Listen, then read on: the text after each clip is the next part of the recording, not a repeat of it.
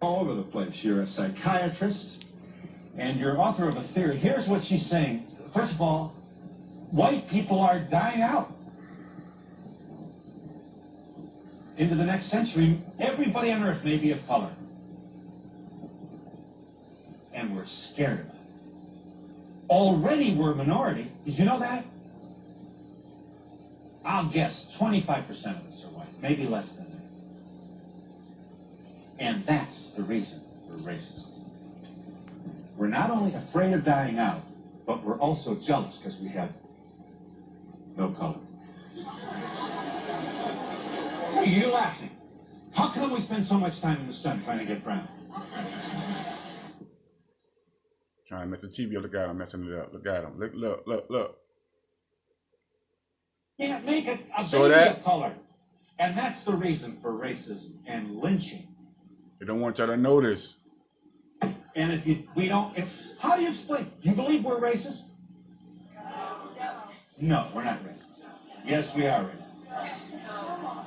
What is this, an accident that all the cities are becoming blacker and blacker while the outer reaches of major metropolitan whiter and whiter? That's an accident? Fuck.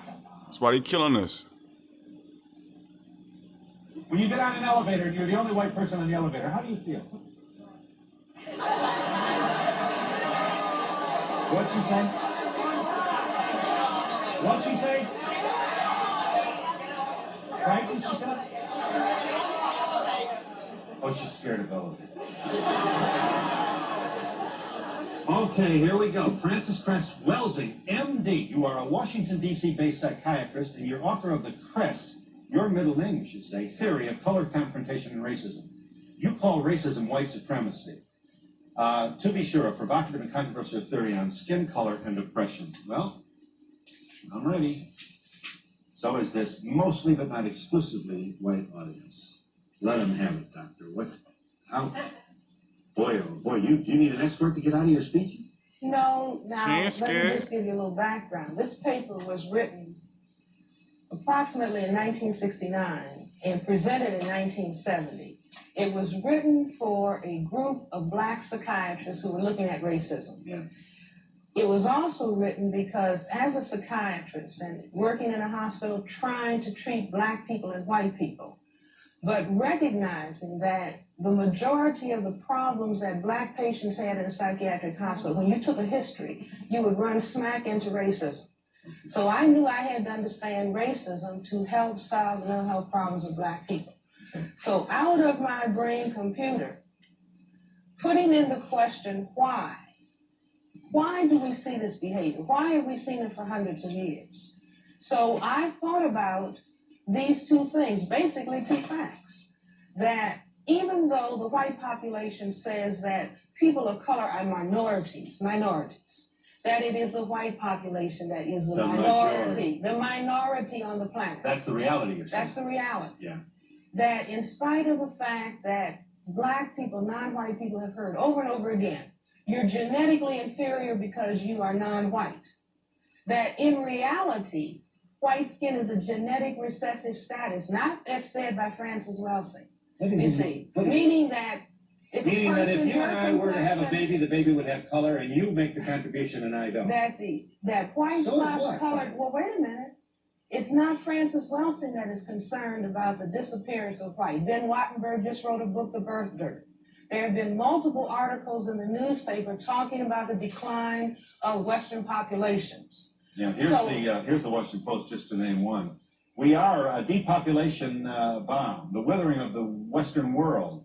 Here, incidentally, this was the percentage of the West's population in 1900, the turn of this century, about 30%.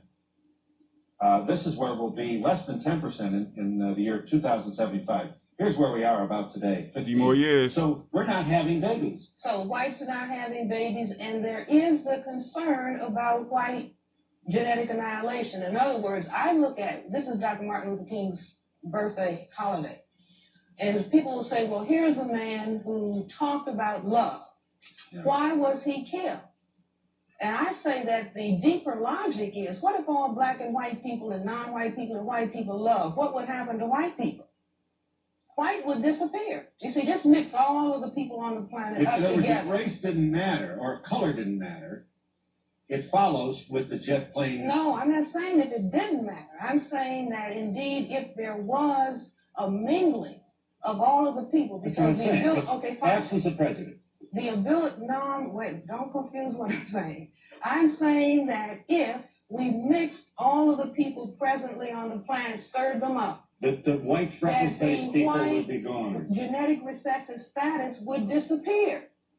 And that if I did a survey and everybody didn't have to, face anybody, if I said how many people who are white want their children to be white, want their grandchildren to be white, want their great-grandchildren to be white, want their great-great-grandchildren to be white. Now I've gone all over the country in England and asked this question. Yeah. Everybody wants the children and the generations to remain white. Yeah. If you do, then you have to do something to make sure that that happens. Yeah. And I say that what the thing is that is done, and particularly in relationship to black non-whites, because we have the greatest genetic potential to cause white genetic annihilation. Because you're the blackest. Because we, right. The most color. Right. We have this ability to produce melanin pigment. We have more of it than anybody else.